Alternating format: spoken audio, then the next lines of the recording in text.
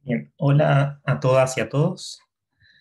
En esta cápsula asincrónica de nuestras tutorías de Derecho Civil, vamos a estudiar ya el último contenido del programa referido a la persona jurídica.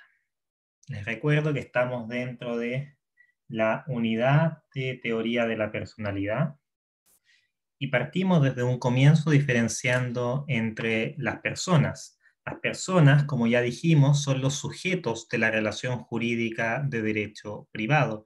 Y en ese sentido, las personas son aquellos elementos subjetivos de esta relación y por tanto son elementos de carácter esencial.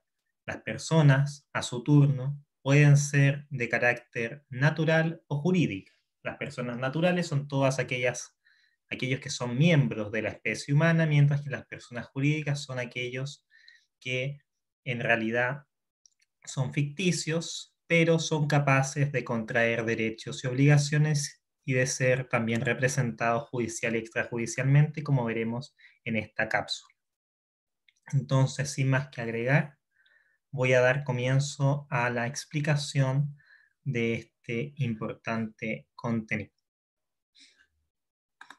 Bien.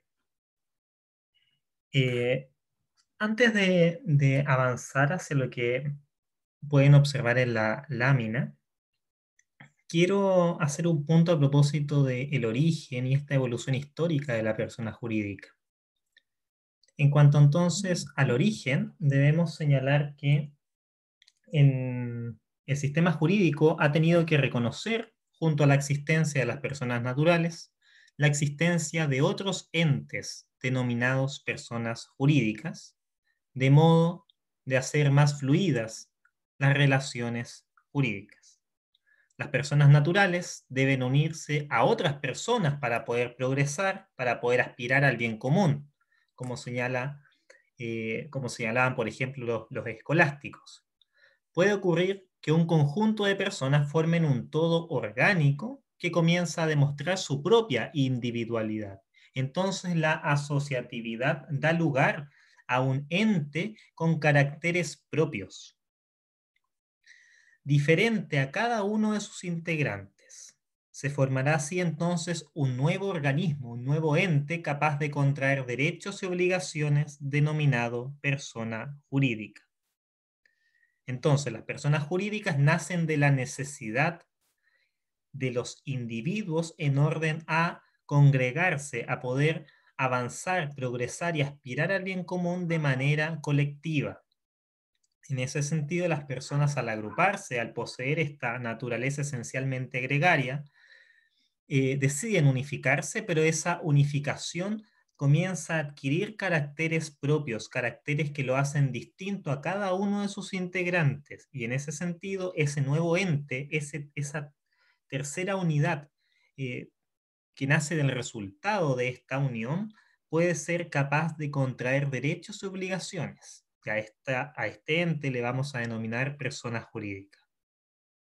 Y como persona posee los atributos de la personalidad, que son aquellas cualidades o caracteres inherentes a la persona, salvo, como lo dijimos en su momento, el estado civil. El estado civil no puede ser atributo de la personalidad de la persona jurídica. Ahora, avanzando un poco hacia la evolución histórica de la persona jurídica, cabe señalar que este ente, esta unidad jurídica aparece ya mencionada en la ley de las 12 tablas, en la ley de las 12 tablas en Roma. El derecho romano, aunque de forma bastante más larvaria, gestacional, contenía ciertas normas mínimas acerca de las denominadas corporaciones. En el derecho medieval, en el derecho feudal, tendría una mayor recepción esta idea de persona jurídica con el desarrollo de los gremios y las corporaciones, al punto que no era posible ejercer un oficio sino en el marco de una corporación rígidamente jerarquizada en el sistema tripartito de aprendices, oficiales y maestros. El individualismo propiciado por la Revolución Francesa viene a romper este corporativismo medieval llegando incluso a proscribir los gremios a propósito de la ley Chapelier. Con la ley Chapelier, muy importante manifestación de la Revolución Francesa, de las ideas ilustradas subyacentes a la Revolución Francesa, viene a proscribir, a eliminar, a abolir, a derogar los gremios y corporaciones, proclamándose en ese sentido la libertad del trabajo sin la obligación de pertenecer a estos organismos. Paradojalmente, en todo caso, la derogación de las regulaciones va a conducir a la desprotección de los artesanos y los trabajadores en general.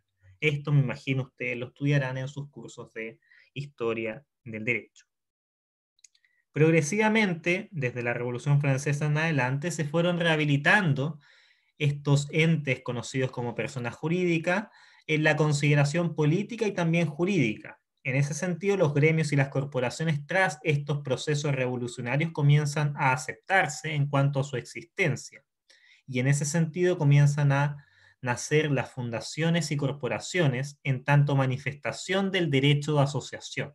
El derecho de asociación fue una de las ganadas, uno de los triunfos de la Revolución Francesa y de todas las ideas imperantes y subyacentes a las revoluciones liberales burguesas del siglo XVIII y XIX.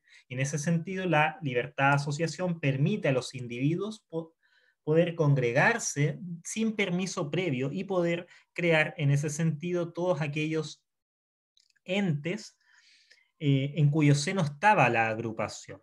Sin embargo, la persona jurídica, para ser tal, requería en un comienzo una previa autorización del Estado para su constitución. Es decir, las personas jurídicas se podían organizar en base al principio de libertad de asociación, pero esa libertad de asociación estaba limitada en razón de que para existir requerían necesariamente de la autorización pública, requerían de una autorización previa por parte del Estado para poder constituirse, es decir, previa acreditación de su utilidad pública.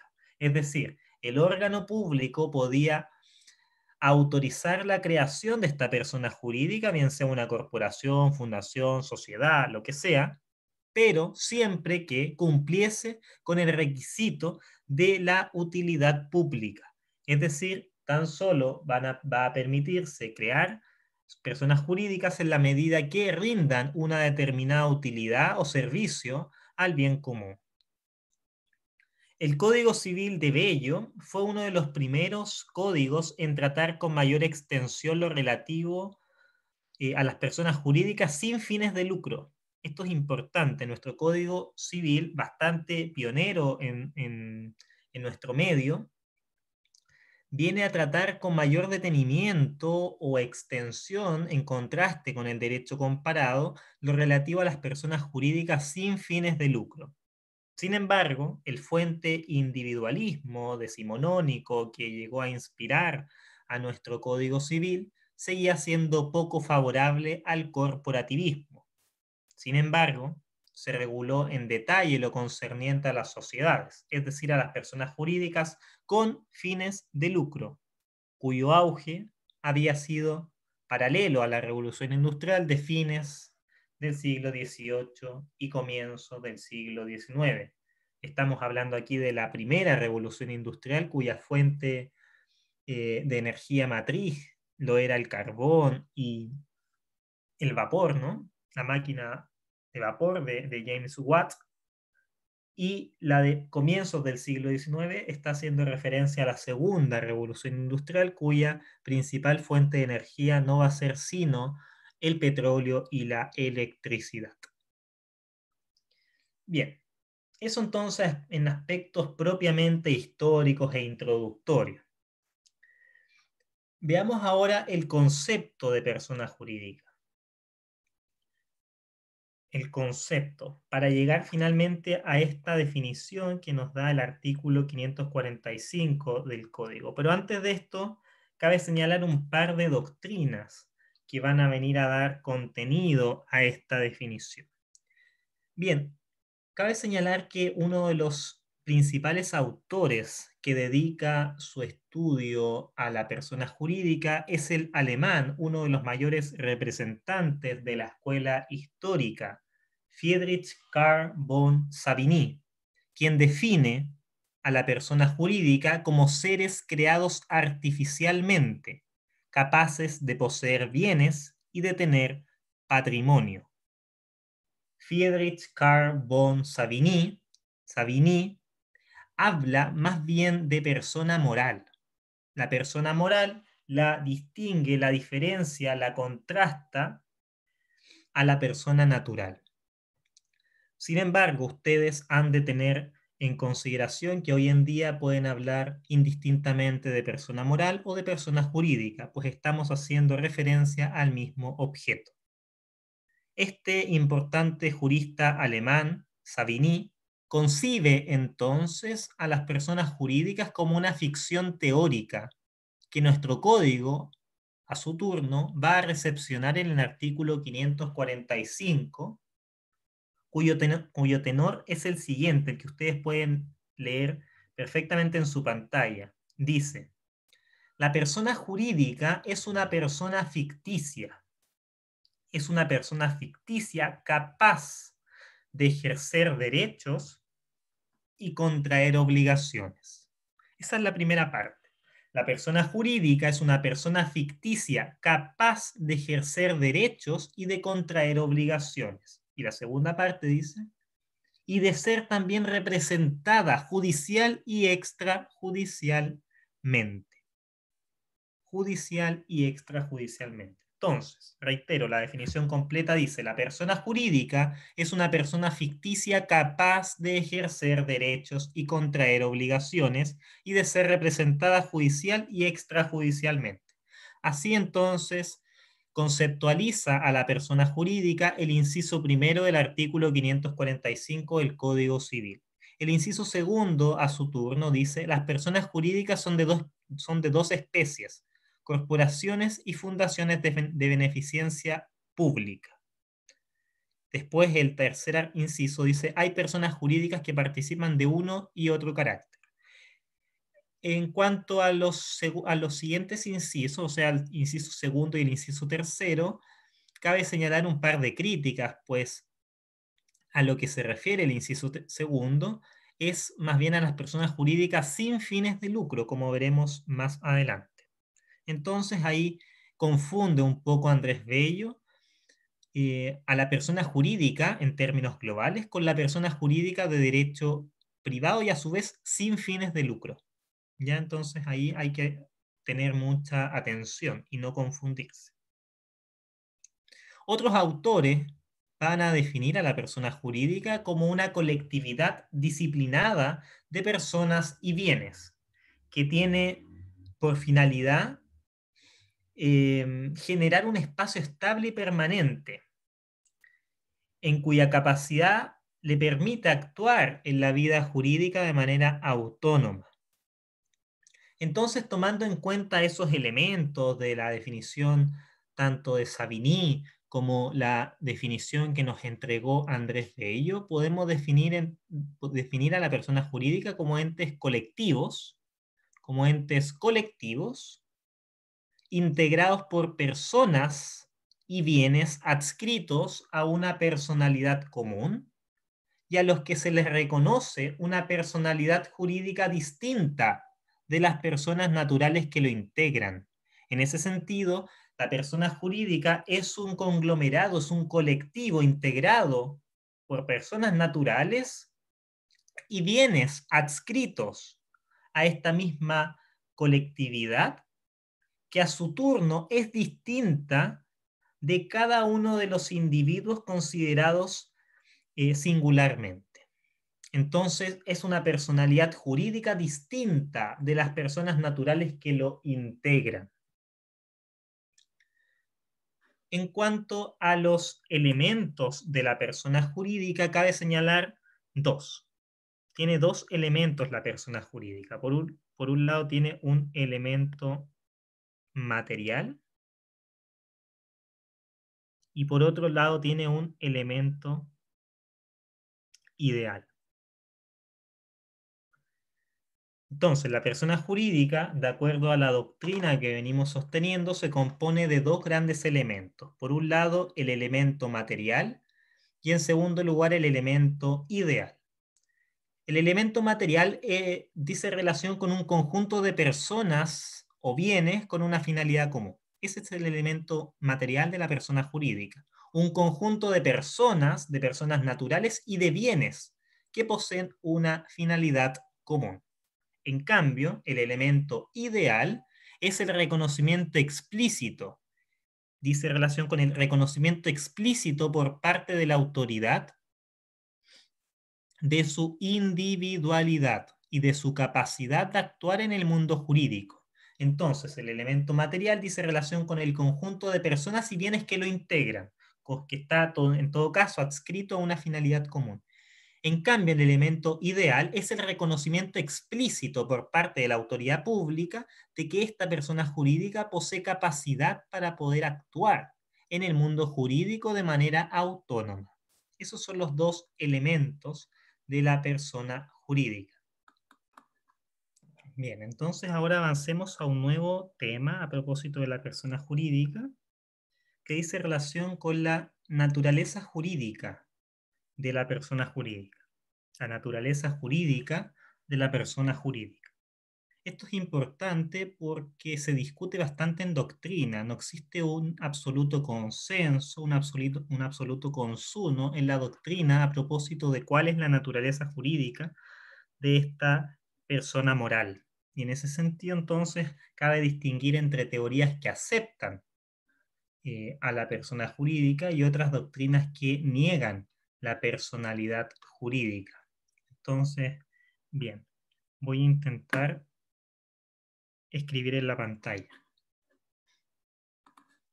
Bien, entonces, como les dije, existen teorías que aceptan a la persona jurídica y teorías que niegan o rechazan la personalidad jurídica.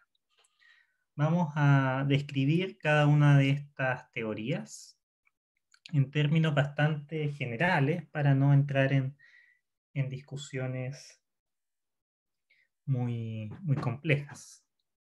Bien, entonces, a propósito de las teorías que aceptan la personalidad jurídica, tenemos dos. Por un lado, la teoría de la ficción y por otro lado, la teoría de la realidad. La teoría de la ficción postula, propugna que solo existen personas naturales, siendo las personas jurídicas entes ficticios. Esta teoría parte del supuesto que el derecho subjetivo es un poder atribuido a una voluntad. O sea, ese es el supuesto que comienza, es el supuesto base de toda esta teoría, que el derecho subjetivo es un poder atribuido a una voluntad y que en ese sentido solo un hombre puede ser naturalmente sujeto de derechos. Sin embargo, uno de los autores que defiende esta teoría, que es Savigny, agrega que el derecho positivo puede modificar esta regla natural. El derecho positivo puede modificar esta regla natural y considerar que la capacidad jurídica, digamos, puede estar también presente en relación a otros seres ficticios a los cuales se les llama persona jurídica.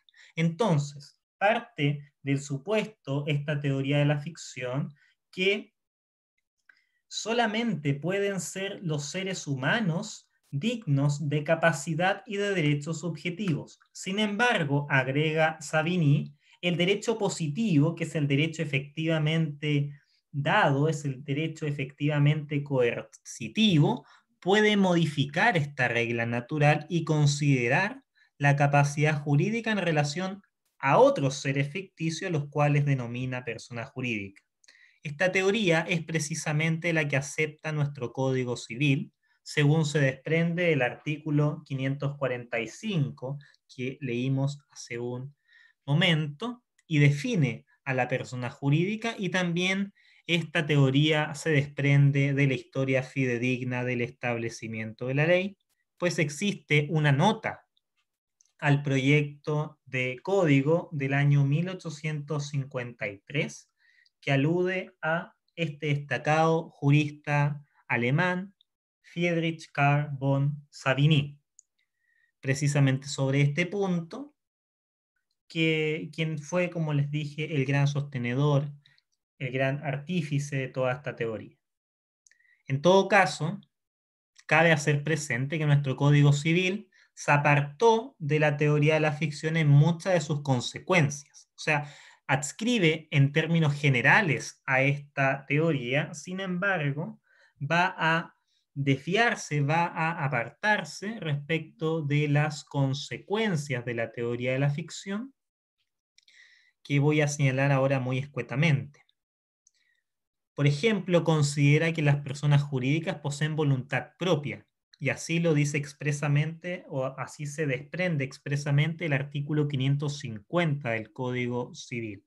Del artículo 550 se desprende que las personas jurídicas poseen voluntad propia, circunstancia que es expresamente rechazada por Savigny. En cuanto a la responsabilidad civil de las personas jurídicas por los delitos o cuasi delitos civiles o criminales cometidos por sus representantes, el artículo 39, 39 del Código de Procedimiento Penal se aparta también de la solución dada por Savigny, pues el citado precepto, este artículo 39 del antiguo Código de Procedimiento Penal, hace responsable a las personas jurídicas por los daños que provoquen los delitos y cuasi delitos cometidos por sus representantes o dependientes siempre que actúen dentro de la esfera de sus atribuciones.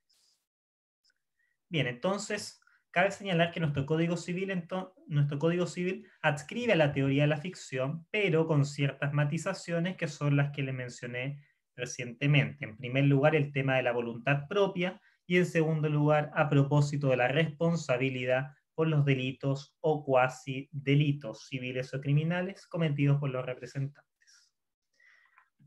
Bien, la segunda teoría es la teoría de la realidad.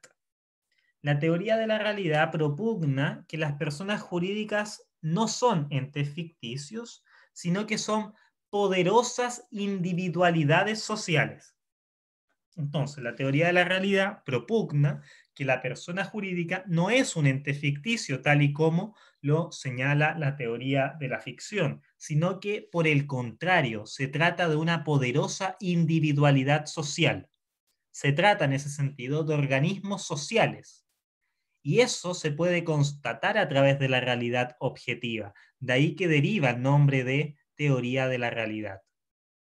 Esta teoría se vincula con la concepción orgánica de la sociedad que reconoce la existencia de múltiples órganos intermedios entre el Estado y el individuo, uno de los cuales es precisamente la persona jurídica.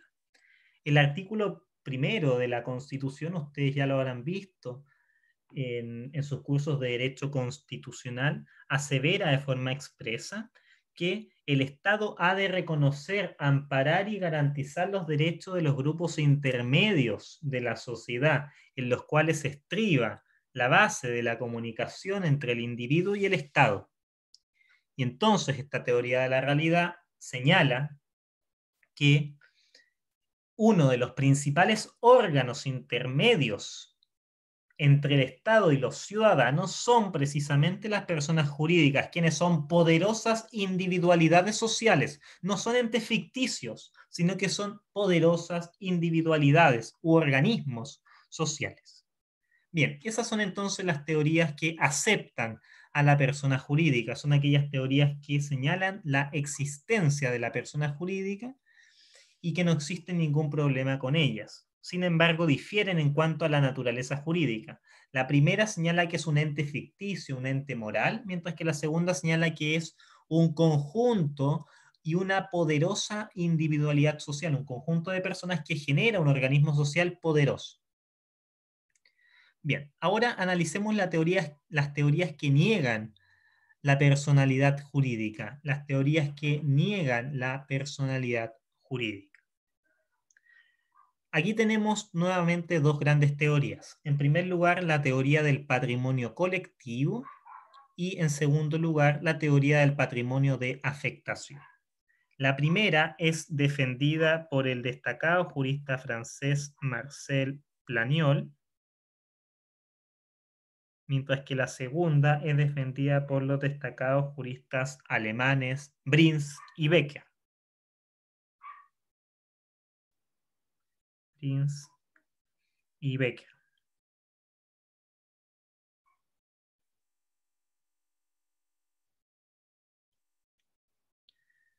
Bien, veamos la primera, la teoría del patrimonio colectivo.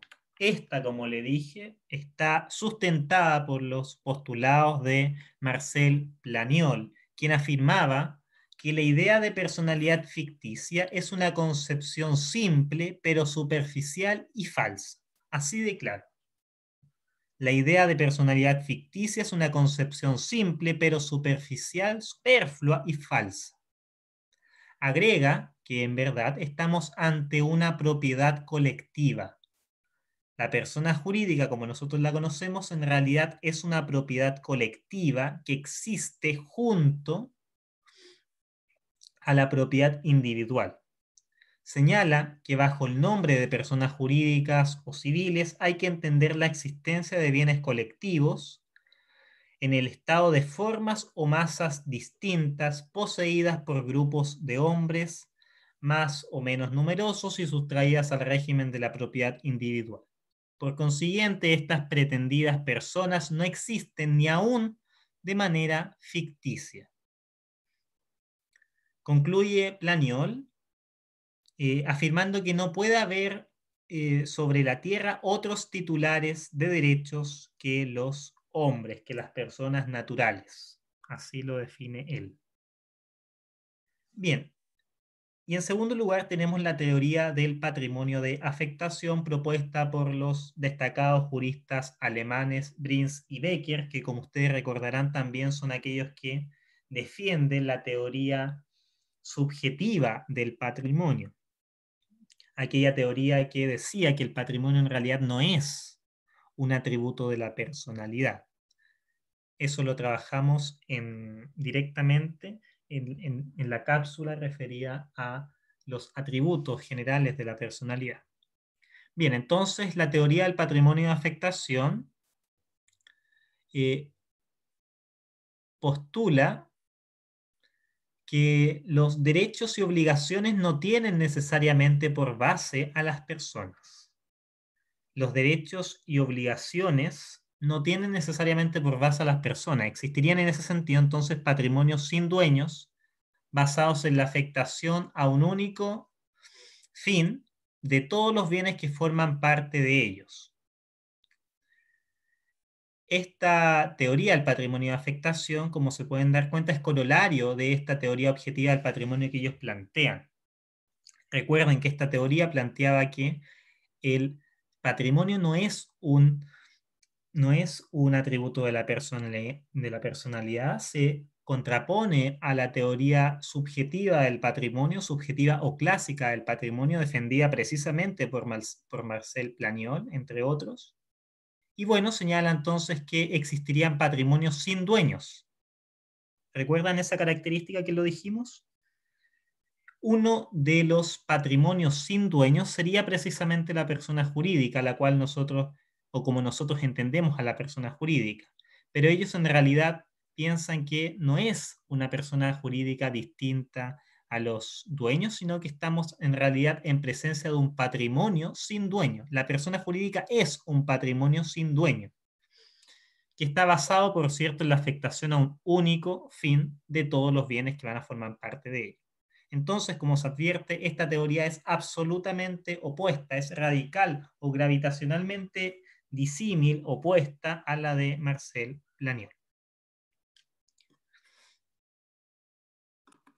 Bien, ahora vamos a pasar a un nuevo punto que dice relación con la clasificación de la persona jurídica. La clasificación de la persona jurídica que ustedes pueden observar desde ya aquí en su pantalla. En primer lugar, cabe señalar que la persona jurídica puede ser de derecho público o de derecho privado. Puede ser de derecho público o de derecho privado. Las personas de derecho público pueden ser el Estado, la nación, el fisco, las municipalidades, las iglesias, las comunidades religiosas en general y también los establecimientos que se van a costear con los fondos del erario nacional. Las personas jurídicas de derecho privado, en cambio, pueden clasificarse de acuerdo a si persiguen o no lucro, si tienen o no fines de lucro. Dentro de las personas jurídicas de derecho privado sin fines de lucro, básicamente podemos dividirlas o subclasificarlas en corporaciones y fundaciones. Clasificación que tiene un origen en Alemania, en particular con un autor llamado Heyse, que lo propuso a comienzos del siglo XIX y posteriormente fue adoptada por Savigny. Ya entonces Savigny también recoge esta clasificación y luego Andrés Bello naturalmente también la va a recoger.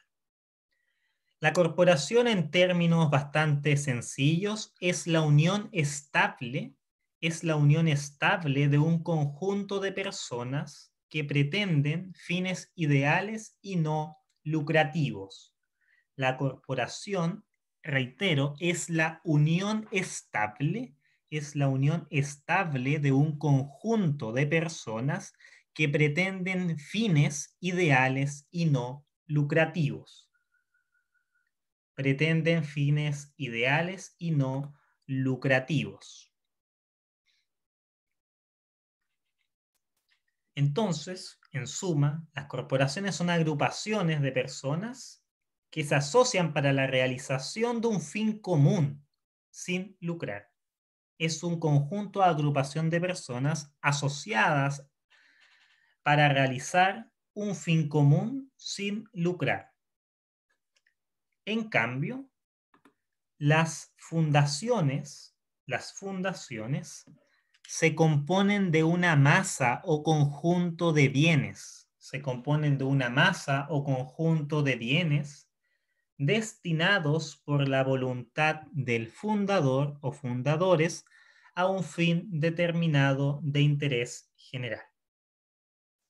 La fundación, reitero, se compone de una masa o conjunto de bienes destinados por la voluntad del fundador a un fin determinado de interés general. Entonces, resignificando, a la fundación la podemos definir como un conjunto de bienes destinados por uno o más individuos a un fin de beneficencia o de interés general. Entonces ya aquí logramos observar la gran diferencia, la gran división, la gran diferenciación entre las corporaciones y las fundaciones. Las corporaciones, por un lado, es una agrupación o conjunto de personas, mientras que las fundaciones son un conjunto de agrupación de bienes destinados a un fin de interés general. Ambos, en todo caso, comparten la característica fundamental que no persiguen lucro, no persiguen utilidades lucrativas.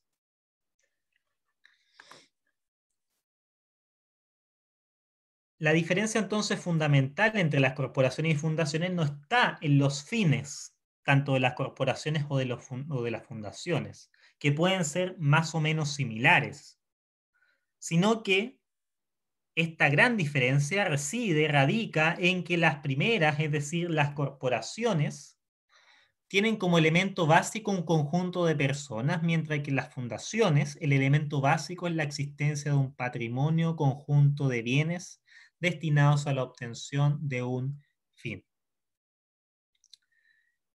Esto implica que tratándose de las corporaciones es fundamental, tratándose de las corporaciones es esencial la existencia de personas y no de bienes, mientras que lo fundamental para las fundaciones es la existencia de bienes, más no de personas, sino que tan solo requiere un número mínimo de personas necesarias para su administración.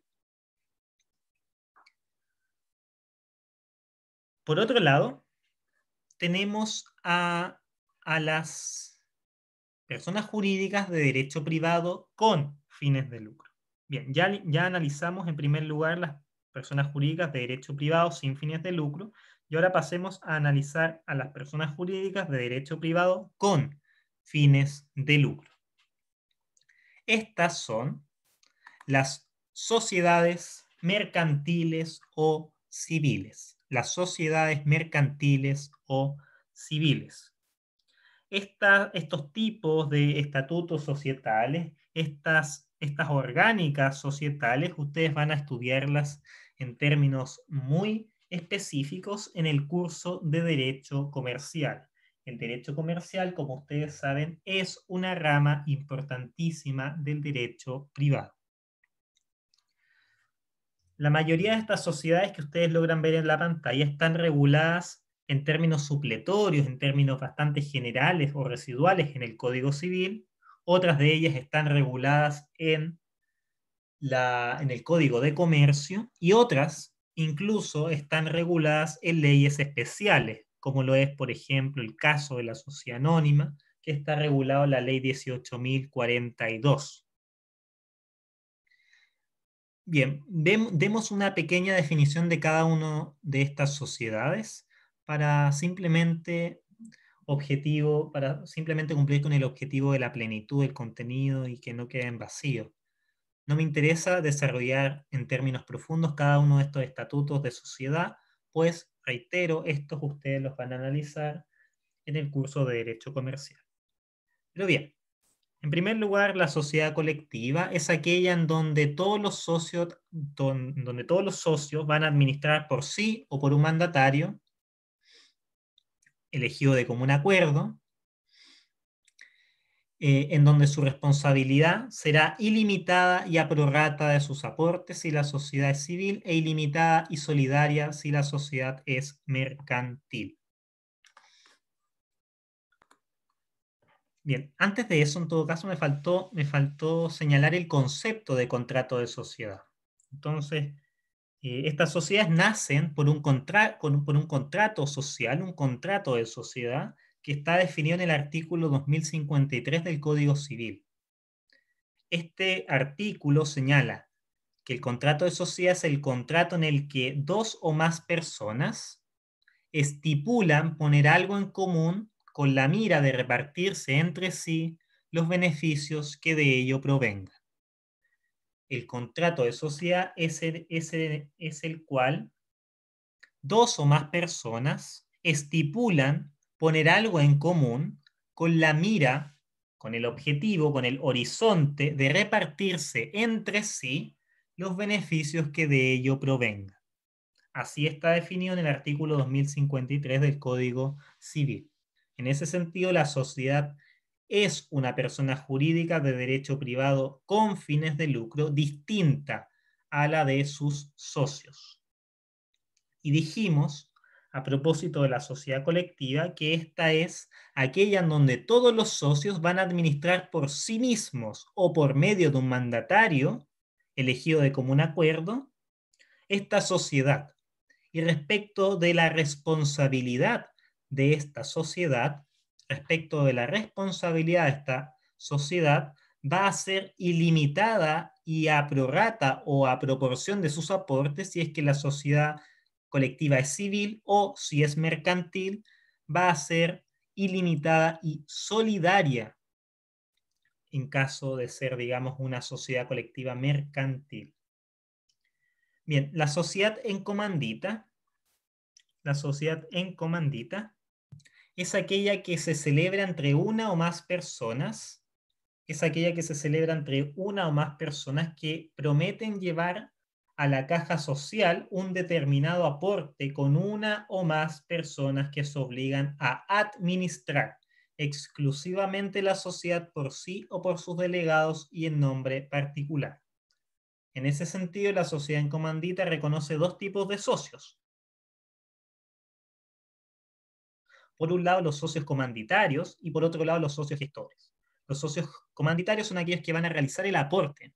Estos socios solamente se obligan hasta la concurrencia de los aportes, como es la regla general. En cambio, los socios gestores son los socios que administran la sociedad por sí o por medio de sus delegados. Estos socios se van a obligar ilimitadamente y a prorrata o a proporción de sus aportes, si es una sociedad en comandita civil, o solidariamente si es que esta sociedad en comandita es mercantil. Después tenemos la sociedad de responsabilidad limitada, la sociedad de responsabilidad limitada, que es aquella en que la responsabilidad de los socios, es aquella en que la responsabilidad de los socios está limitada por sus aportes o la cantidad que se indique en la escritura de constitución, siempre que sea superior al aporte y por nombre de uno o más de los socios por el objeto de la sociedad. Y por lo general ustedes siempre las van a identificar porque tras el nombre tiene el concepto de limitado. Bien. En cuarto lugar tenemos la sociedad anónima. La sociedad anónima, que es la persona jurídica formada por la reunión de un fondo común, suministrado por accionistas responsables solo por sus respectivos aportes y administrado por un directorio integrado por miembros esencialmente revocables.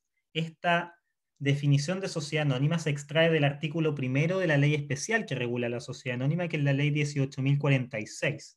Delante me equivoqué y dije la ley 18.042, que esa en realidad se refiere a los títulos de crédito y en particular a la letra de cambio y al pagaré. En realidad me estaba refiriendo a la ley 18.046, que es la ley que regula la sociedad anónima. Y reitero, se define la sociedad anónima como la persona jurídica formada por la reunión de un fondo común suministrado por accionistas responsables solo por sus respectivos aportes y administrada por un directorio integrado por miembros esencialmente revocables.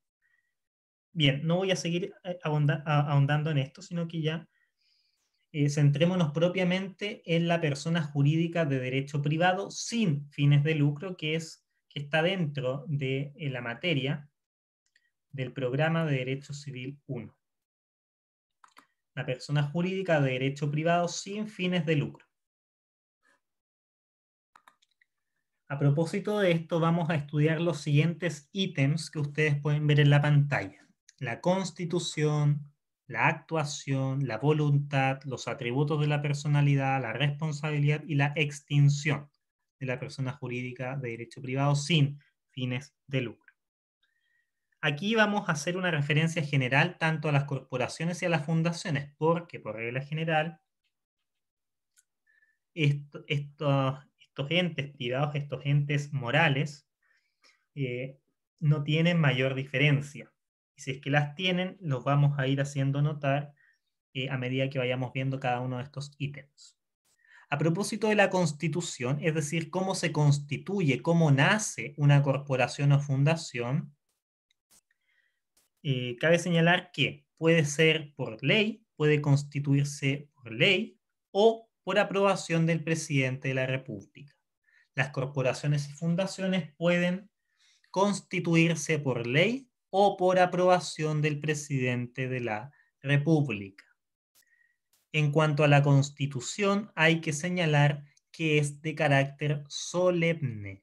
Es de carácter solemne. No basta la sola consensualidad, no basta la sola expresión de la voluntad verbal de los individuos, sino que requiere de una solemnidad para que pueda constituirse esta corporación o fundación, y esa solemnidad es una escritura pública.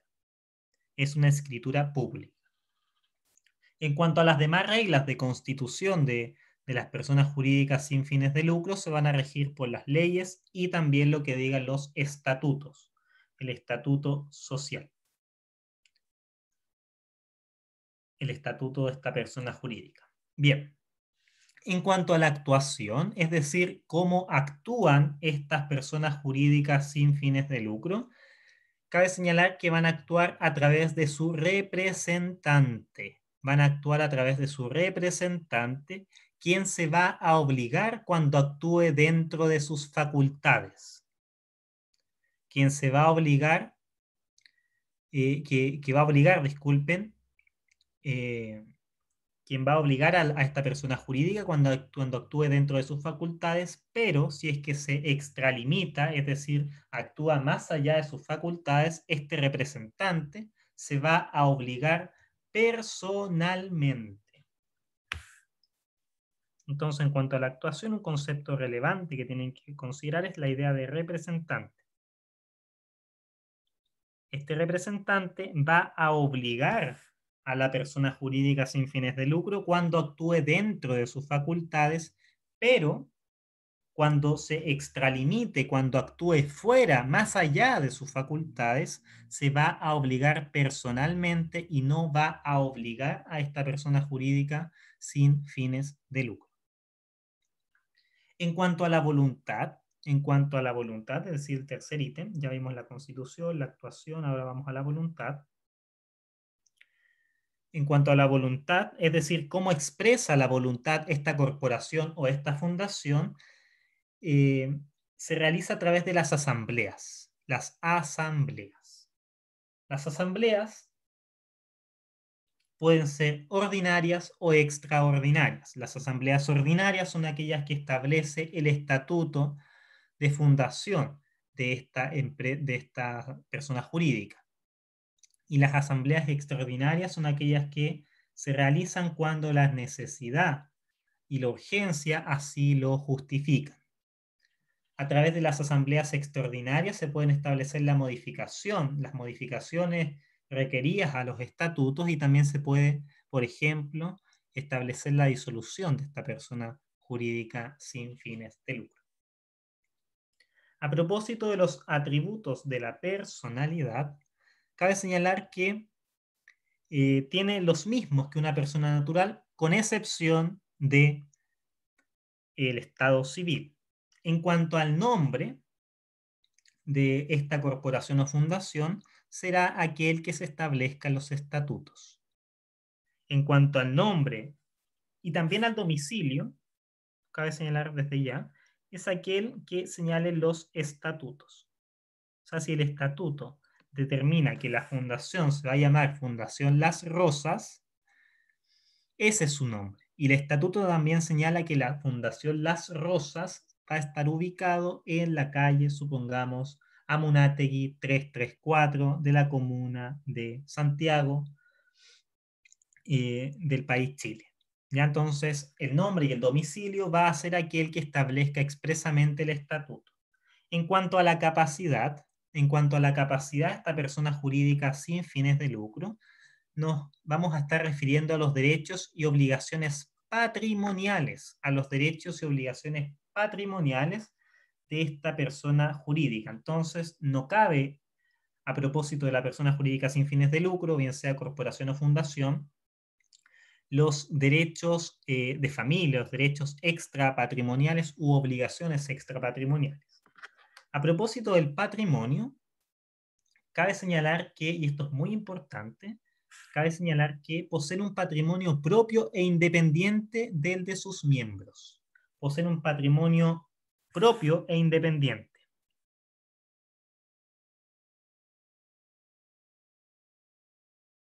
No se puede confundir el patrimonio de los fundadores o de los administradores, de los representantes, de los miembros, con el patrimonio propio de esta fundación o corporación. Estos poseen, reitero, un patrimonio propio, independiente. Aquí cabe señalar también que en caso que se disuelva esta persona jurídica sin fines de lucro y nada dicen los estatutos, el patrimonio de esta fundación o corporación va a pasar a propiedad del fisco de Chile. Y por último, a propósito de la nacionalidad, esta va a estar dada por el lugar o el país en que se constituye por regla general. O sea, si la Fundación Las Rosas se constituyó en Chile, va a tener nacionalidad chilena, por regla general. A propósito de ahora pasemos a la responsabilidad. A propósito de la responsabilidad, cabe señalar que solamente van a responder las personas que actuaron. Va a responder las personas, disculpen, a propósito de la responsabilidad, la persona jurídica sin fines de lucro va a responder cuando hayan actuado los representantes dentro de sus facultades. En cambio, si es que el representante actuó fuera de sus facultades, no responde la persona jurídica, sino que responde el propio representante. A propósito también del régimen de responsabilidad, a propósito de la responsabilidad penal, en general no existe, no cabe responsabilidad penal a propósito de las corporaciones y fundaciones sin perjuicio de la ley de responsabilidad de la persona jurídica, y entonces por regla general tan solo será procedente, por regla general tan solo será procedente la responsabilidad civil, que se traduce en la acción indemnizatoria o la acción por indemnización de perjuicios.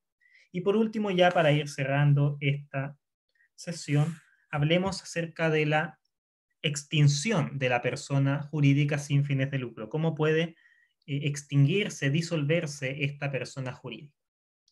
Y son 4 las formas en que se puede extinguir una persona jurídica de derecho privado sin fines de lucro, bien sea una corporación o fundación. En primer lugar, por extinción voluntaria o disolución voluntaria, es decir, cuando los propios miembros de esta corporación o fundación le ponen fin. Sin embargo, esta disolución voluntaria debe ser aprobada por la autoridad que la constituyó. Entonces, para que se dé lugar a esta extinción voluntaria, se requieren de 2 requisitos. En primer lugar, la voluntad de los miembros y en segundo lugar, que sea aprobada por el ente público que lo constituyó. En tercer lugar, disculpen, en segundo lugar, también se puede extinguir por la decisión de la autoridad que lo constituyó, por la decisión de la autoridad que lo constituyó.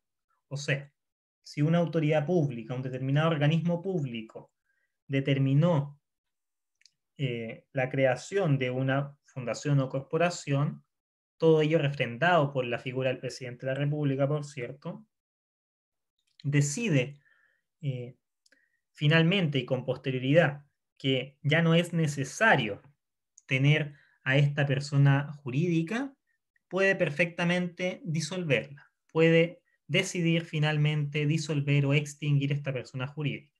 En tercer lugar, también se puede disolver por la destrucción de los bienes que la componían, por la destrucción de los bienes que la componían. Por ejemplo, tenemos una fundación, nuevamente la Fundación Las Rosas, y lamentablemente esta se incendia. Esta se incendia y genera una pérdida total e imposible de restituir o reparar. Y en ese sentido, entonces, por destrucción de los bienes que lo componían, podría perfectamente disolverse o extinguirse esta persona jurídica sin fines de lucro. Y por último, por disposición estatutaria o por disposición expresa de los estatutos de esta corporación o fundación. Perfectamente el estatuto